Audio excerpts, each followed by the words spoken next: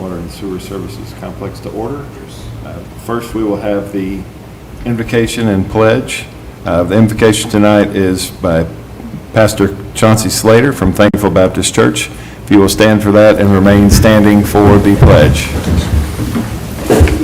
Alrighty, good evening. Thank you, Mayor Fowler, Vice Mayor Murphy, and Manager Ball. Thank the entire commission for having me this evening. Let's have a word of prayer at this time. Father God, first of all, we thank you for this wonderful day you've bestowed upon us, and thank you for getting us thus far, Lord. As we go through this meeting, Lord, for this meeting of the minds for this wonderful city of Johnson City, we speak right now, Lord, that you will lead and guide us through any decision that needs to be made tonight, Lord, and we thank you for everything that you're doing in everyone's lives here in this room today. It's in your wonderful Son, Jesus' name, we do pray. Amen. Amen. I pledge allegiance to the flag of the United States of America and to the republic for which it stands, one nation, under God, indivisible, with liberty and justice for all. Ms. Ball? Commissioners, your first order of business is consideration of the consent agenda. Do I have a motion? Approved minutes. I'm sorry. Approve the minutes. Can you all hear me okay? I can't tell if my mic is on. You're on. It's on? Okay. ma'am. I'm sorry. The first order of business is to consider approval of the minutes for the regularly scheduled city commission meeting held on Thursday, October 17th, 2024. So moved. Second. Have a motion and a second. Any further discussion? Ms. Laus? Commissioner Brock? Yes. Commissioner Hunter? Yes. Commissioner Wise? Yes. Vice Mayor Murphy? Yes. Mayor Fowler? Yes. And Mayor, no one has signed up in advance for public comment on this agenda. Thank you. The next order of business is consideration of proclamations, resolutions, and presentations. The first item is item 5.1. This is presentation of proclamation recognizing November 7th as the beginning of Shop Local season.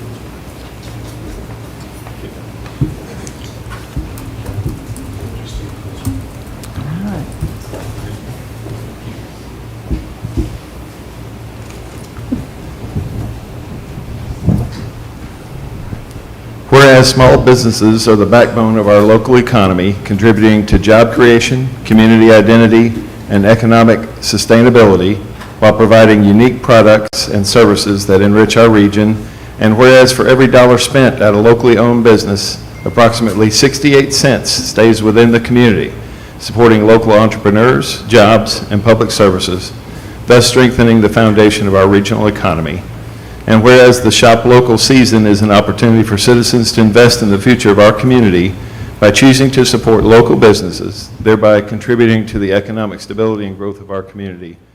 And whereas the City of Johnson City encourages residents to recognize the importance of supporting small businesses, particularly during the upcoming holiday season, which promotes spending that strengthens the local business ecosystem and fosters a sense of community pride.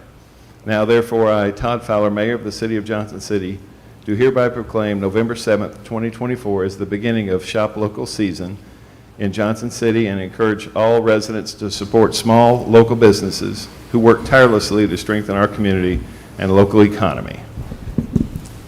Thank y'all.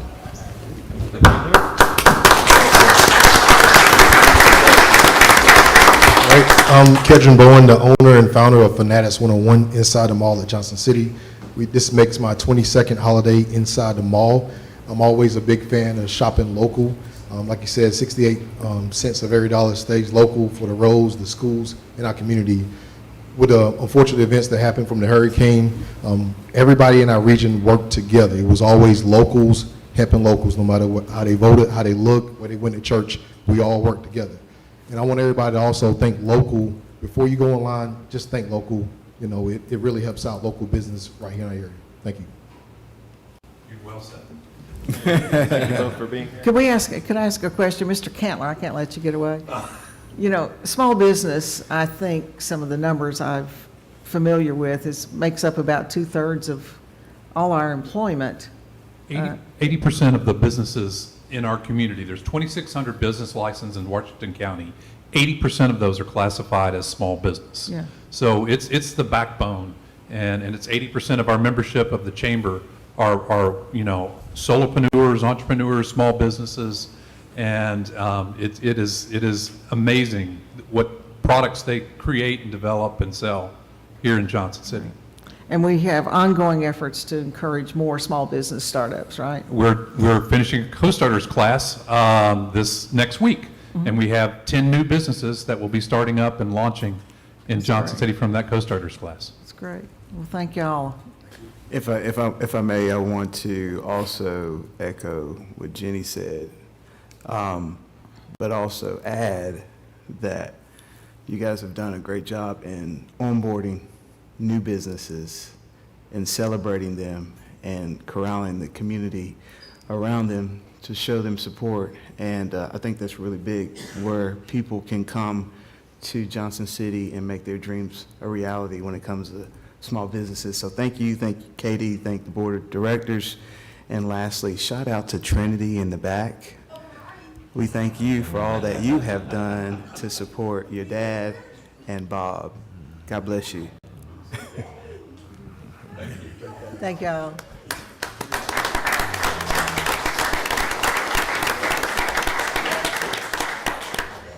The next item, Mayor, is item 5.3. This is a presentation of the wastewater treatment plant awards. That's exciting.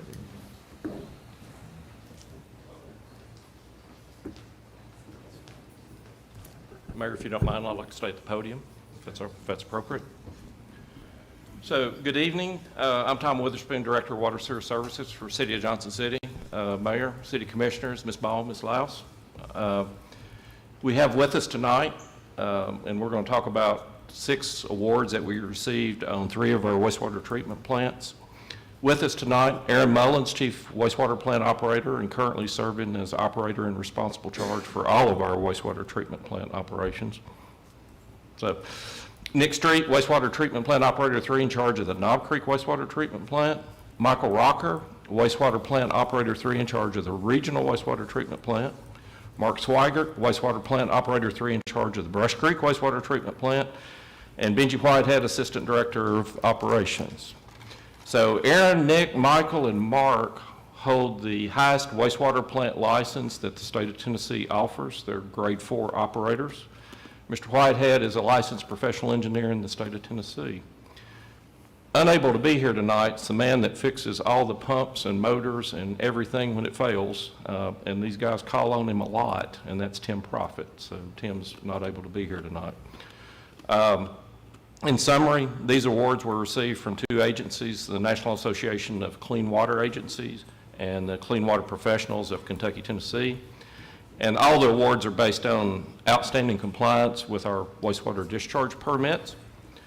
So in calendar year 2023, we processed and recycled almost 5.3 billion gallons of wastewater, and they kept the 3 plants in full compliance with discharge limits with no violations. Not to jinx them, but in 2024, in spite of the hurricane, we have no violations to date. We've got about 45 days to go, so we'll keep our fingers crossed.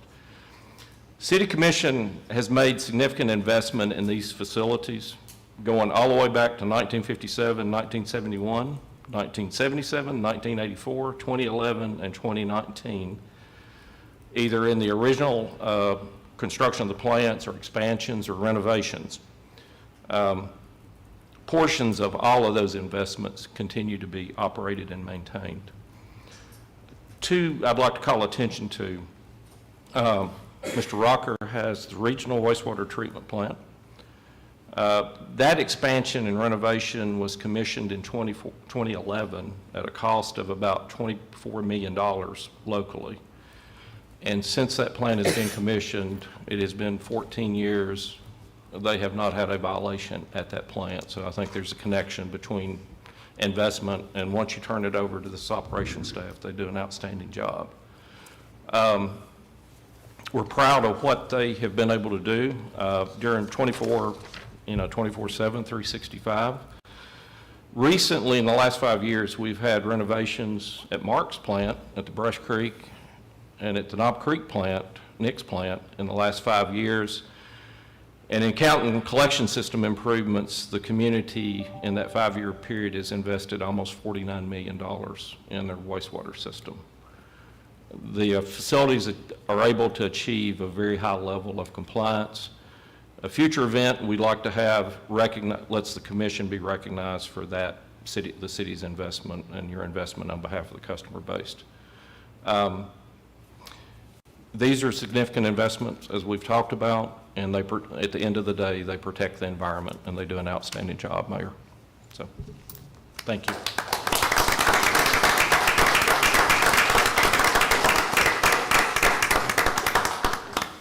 Thank you, guys. Oh, JT wants to, guys, JT photo op.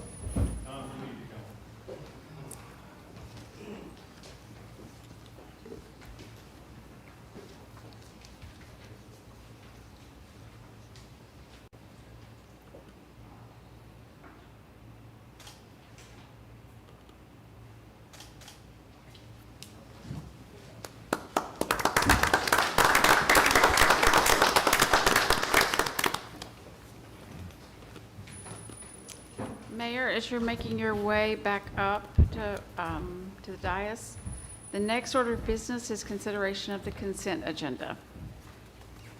All right, I will start to my right tonight. Commissioner Wise, I have nothing to pull. Vice Mayor. No, sir. Me first? Yes, please. Nope, nope. Thank you. Well, it just leaves it to me then. What you got? 6.1.1 and 6.2.4. Very good. All right, I think that's it. That's all. 6.1.1, consideration of approval of a bond reimbursement resolution for Towne Acres Elementary School project. And we have our finance director down to speak to that, but I know we also have Leah with schools to answer any questions, but I don't know if you have specific questions. Yeah, I just think it's important to let the community know that we are in preparation of, funding that project, and a lot of work's been done to get prepared and ready for it. And so this is, one of the procedural steps in us moving, forward to that project. And I think it'd be good just to share it with the public for sure. Yes, the resolution is to allow us that when we do issue debt later on in this fiscal year, we'll be able to reimburse ourselves for any expenses that we incur before that debt is issued. So far, we've done some architectural and that type of, those type of expenses, but as those are incurred later, we'll be able to get that money back from the bonds. And the estimated cost of the new school is somewhere between $45 and $50 million? I think 45 is what we were. We're trying to keep it right at 45. Okay. All right, very good. So it's a significant investment for our schools, and I think it's going to be a great community school that will continue there in that area for years to come. Thank you. Absolutely. And Commissioner Brock, I would say at the next work session that the commission has, it will be a joint work session with the school board to review the plans for that project. So there'll be additional information at that next meeting.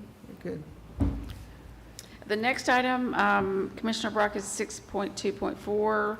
It is the purchase of a high roof cargo van. I think we have Major Carrier. Yes, Mr. Mayor, Vice Mayor, Commissioners, Ms. Laus, Ms. Ball, good evening. I'm Major Carrier with the Johnson City Police Department. I'll be glad to address any question that you might have. Well, I thought it may be good, I think, to look at the funding source, but, when somebody sees a Mercedes, pulling around in a parking Sprinter, lot. Sprinter.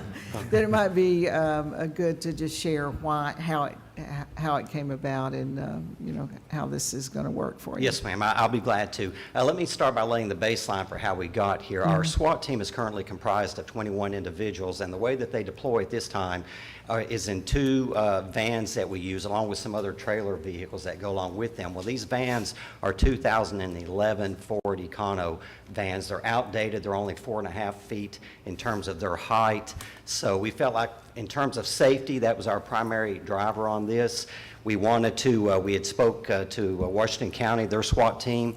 They use a 170-inch long van with a 6-foot clearance rate on it.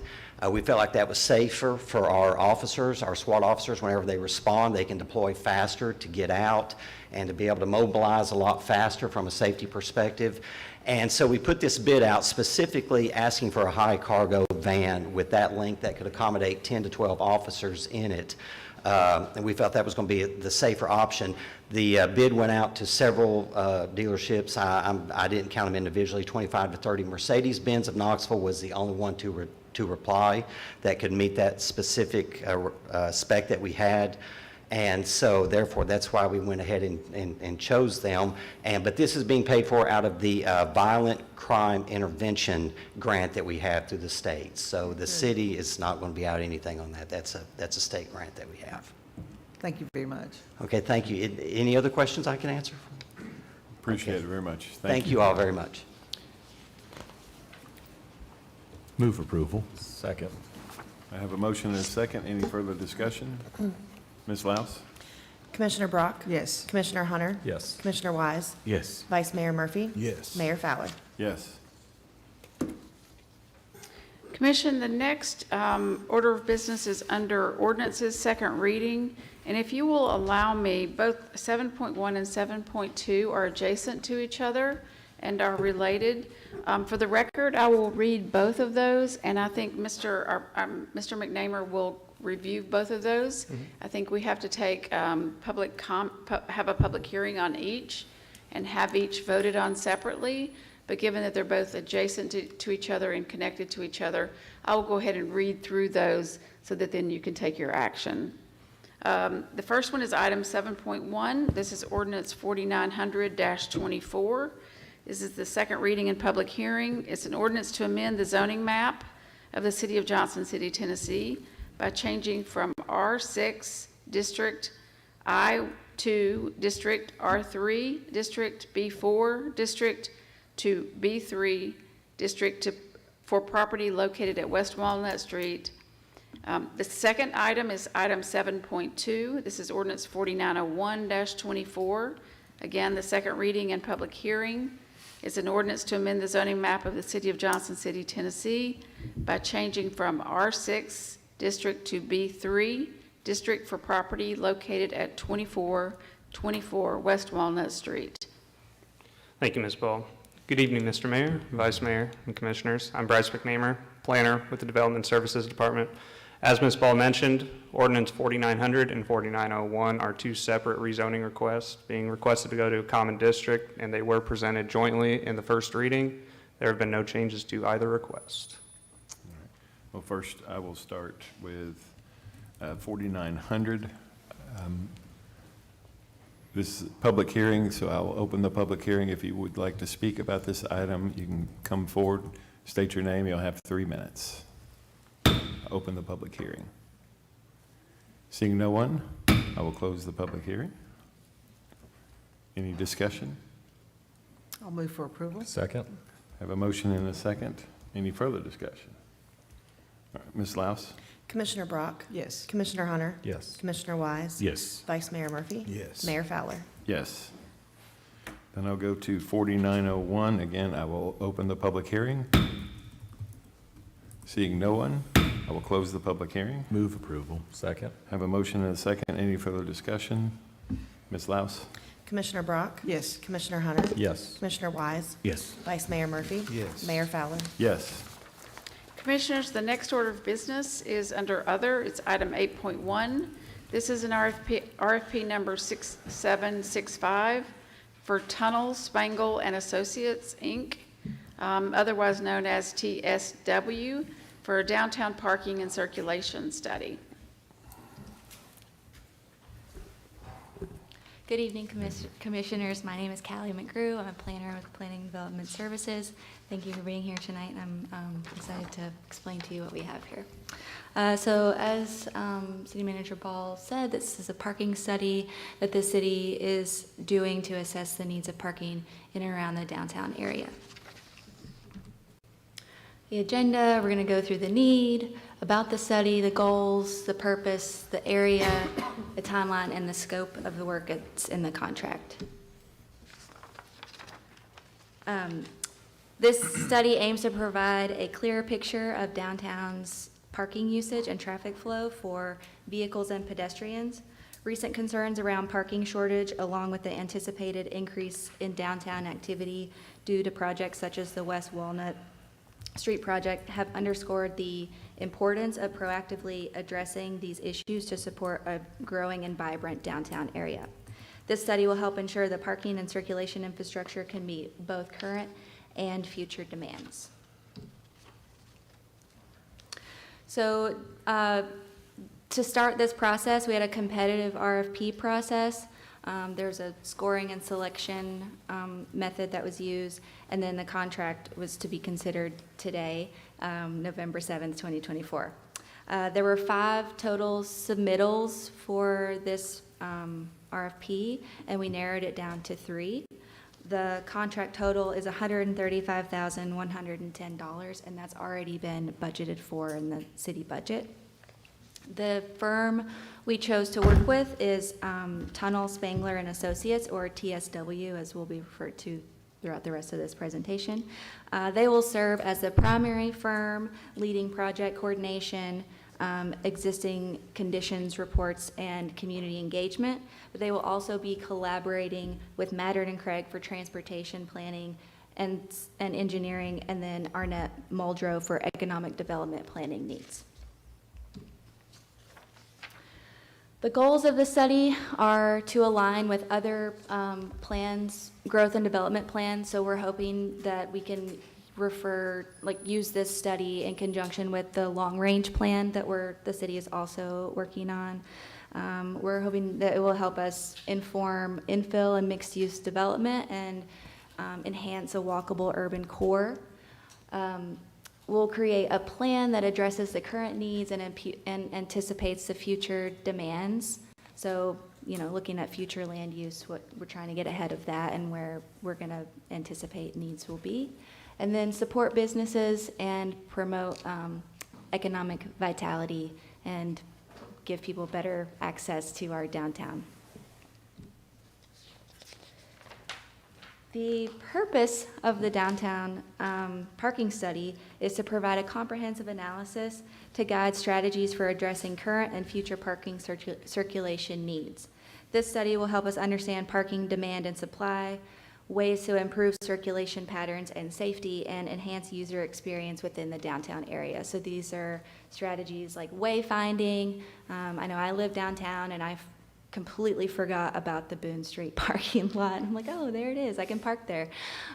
So I think wayfinding and other aspects that would make it easier for us to use the infrastructure that we have downtown. The area study, I know it's hard to read on here, but the black lines, that's the boundaries of the parking study. So that's West State of Franklin Road, West Unaka Avenue, West Walnut District, East Maple Street, and Legion. That's kind of like the outer perimeter of the area. And then some of the major arterials and thoroughfares that are inside the boundaries of the parking study include West Walnut Street, State of Franklin, South Roan Street, and West Watauga Avenue. And then the timeline, once this contract has been signed and approved, it'll be about 7 months. The project, these are broken down into tasks and how long they'll take. The public engagement period will last about 3 months.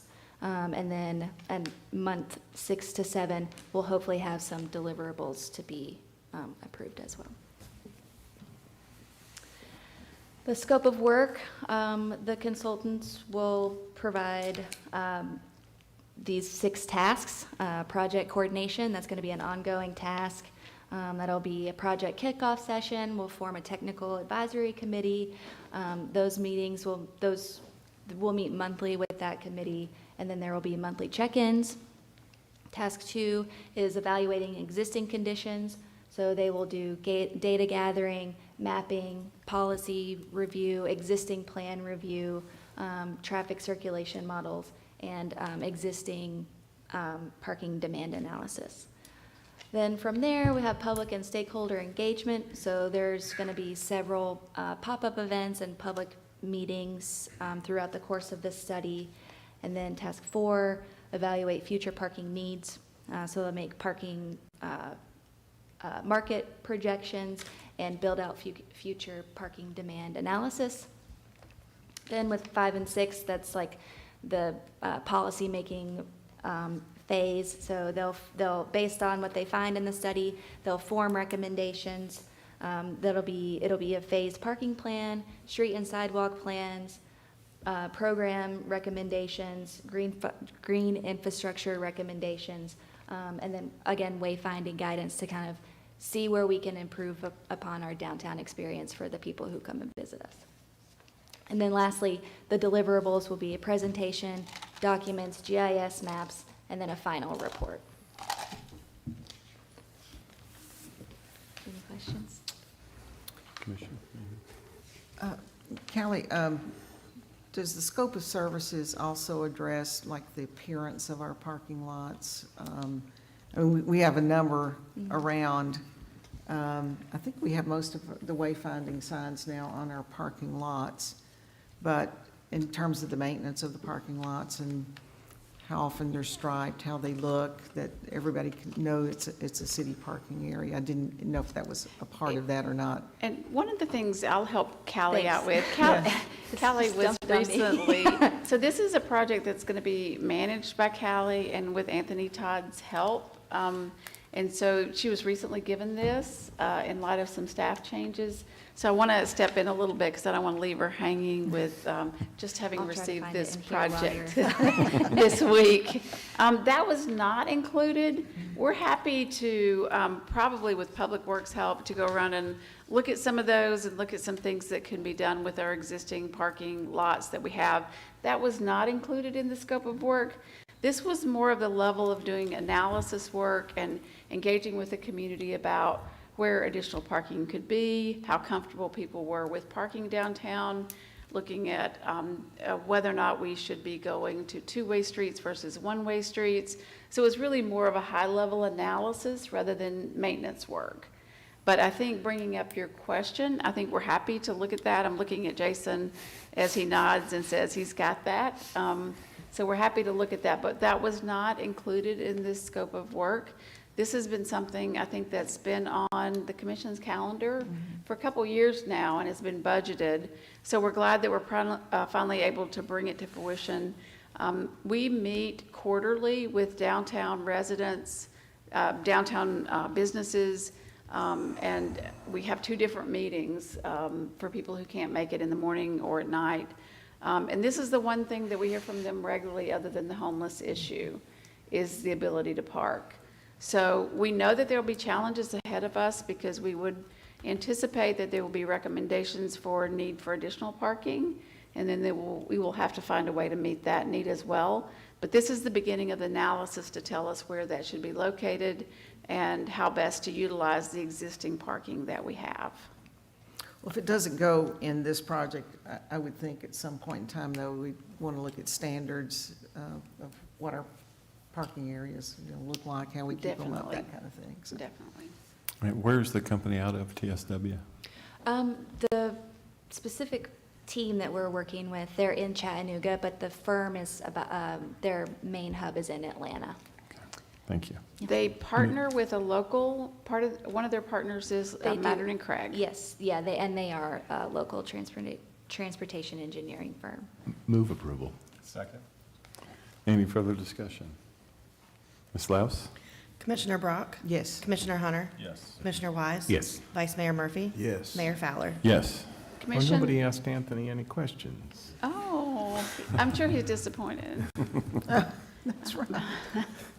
It's always good to see a smile, though. The next item, Commissioners, is item 8.2. This is the RFP 6780. This is for Burwell Construction Company. It's a design build for a new fire training tower facility. And our Director of Facilities, Brian Ross, is here to speak to this. Good evening, Commissioners. And it looks like he's got good company with our fire chief. I do, back up here. Before you tonight is consideration of an agreement with Burwell Construction Company to design and build a fire training tower as part of the fire training complex that's currently under construction behind Fire Station 7 on West Walnut Street. Burwell was one of 2 respondents to a request for proposals that we issued, and a selection committee convened and scored those 2 proposals, and Burwell was deemed to be the more qualified candidate. So I'm happy to answer any questions about the agreement itself or that process. Otherwise, Chiefs Bell and Momberger are here to show you a little bit about the concept of the tower and the site.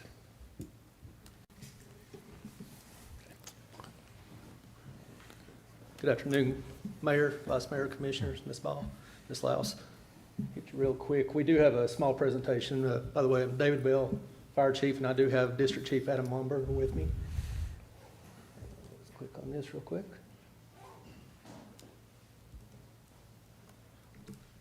So this is actually the classrooms at the fire training facility. This was taken last week. We're moving along very well with this project.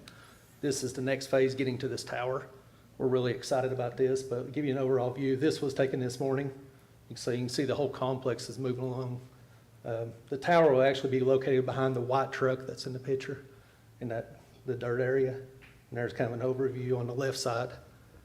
That's an 80 by 80 pad that'll be there.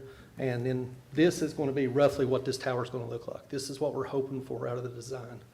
This is just one example. And this will allow us, here's a different view of it, but it'll allow us to do a multitude of training. We can actually do live fire training inside, search and rescue, ladder operations, ventilation operations, all the different things. So do you have any questions about this? Yeah, why are there handrails on the roof? OSHA. We train, but we have to be safe. And this So is we a have way to keep us- handrails on the training roof, but when they're on my roof, it doesn't have handrails. Emergencies are different. We treat them different. Yeah, in training, we actually have to still follow the regulations that OSHA provides for us, and we have to have those handrails in place where we have to be basically anchored off to a rope at that point. And we're going to be training others besides just our fire department? Yes, the plan is to open it up to other Washington County departments, and then outside the region as well. If any departments want to come in, we're going to have the ability to basically rent that out to them with our personnel on site, managing the site. Couple questions, Chief Bell. The funding source for this? Yes, so this overall project is going to be about $7.5 million, and all of this was ARPA funding. So there's no local funds going into this. We're very gracious to obtain that funding. We're excited.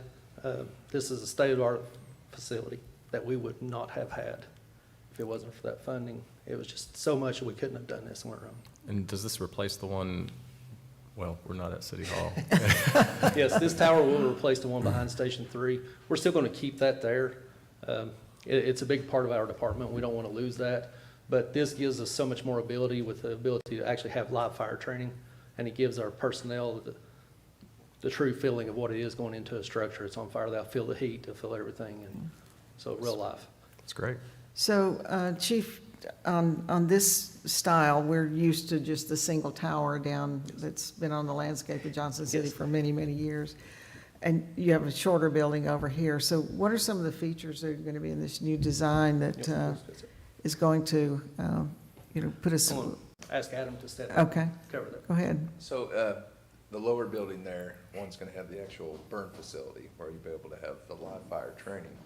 Additionally, if you look on that roof area, there'll be a prop for simulating ventilation, well, actually doing ventilation. Ventilation, when we are on a fire, we try to make like your chimney at home. We want the smoke to all go up, and it drives all the heat up rather than spreading around the building. So when we do ventilation training, we work with the interior crew, and we coordinate the ventilation with that fire attack that goes on inside. And the tower itself? Tower's going to have some rappelling that'll be done from the top.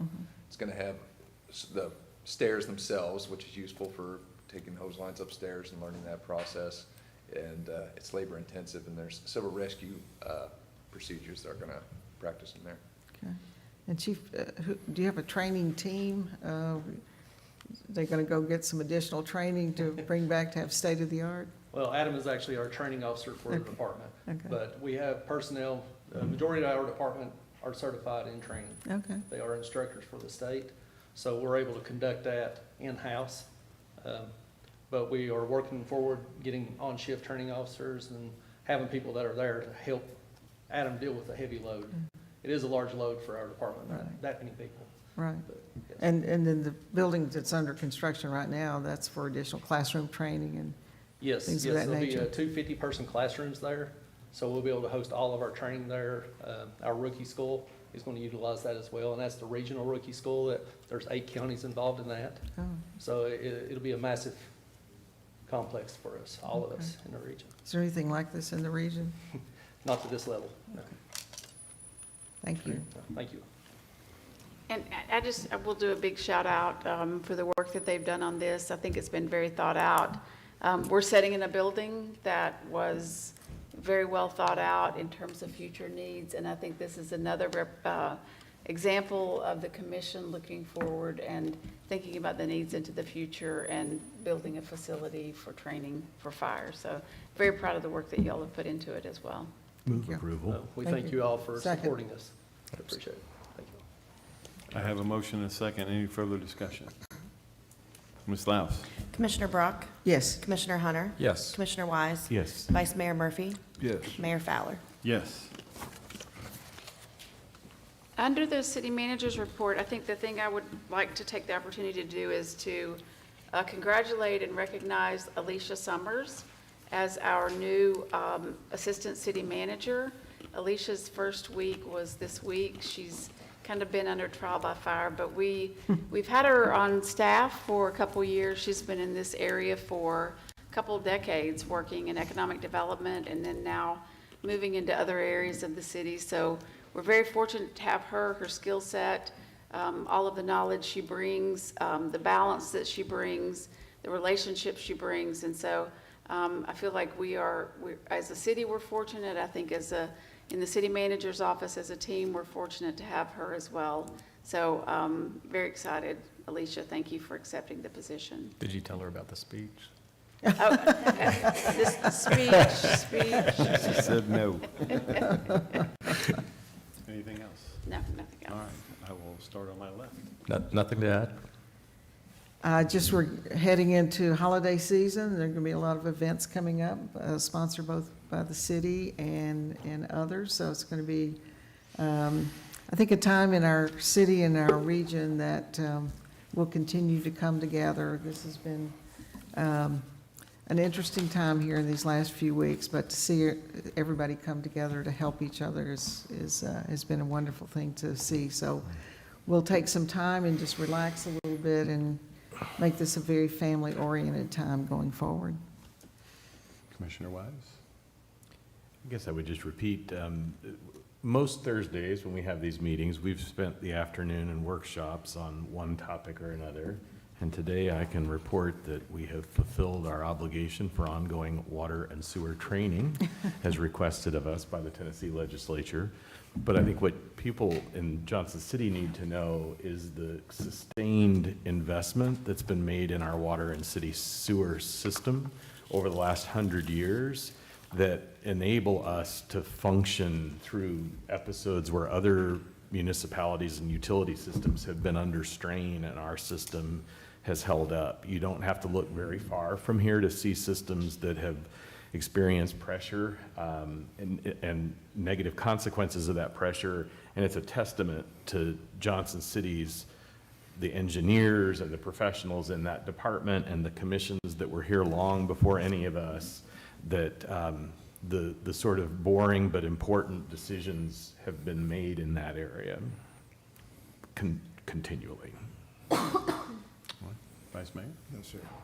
So speaking about what Joe was, we got to see one of our water sources today that's in Unicoi that was started 112 years ago and is still operating up there and supplies about 4 million gallons to Johnson City. So that's pretty unbelievable that it's still going and we're still doing that. So that's one thing. Friday night, tomorrow night, Science Hill football plays at home in the first round of the playoffs at 7 o'clock, so support your local athletes. And then on Saturday at noon, ETSU plays, and I think it's been announced, so I'm not doing anything, but Darius Rucker will be here and sing Wagon Wheel at the end of the third quarter. So if you want to get to ETSU's game and hear our famous Johnson City Wagon Wheel song, come out to ETSU. So Sounds good. Mayor, if I can mention one more thing, I'm sorry that I failed to mention this. Tomorrow night, there's a 50-year celebration at the Langston Center from 6 to 8. They're celebrating being open 6 years, and I guess they opened during COVID, and so this is a special celebration for them if you could join from 6 to 8. Is that correct, the correct time? It is. Correct. Okay, thank you for letting me, I forgot that during announcements. If nothing else, I will close the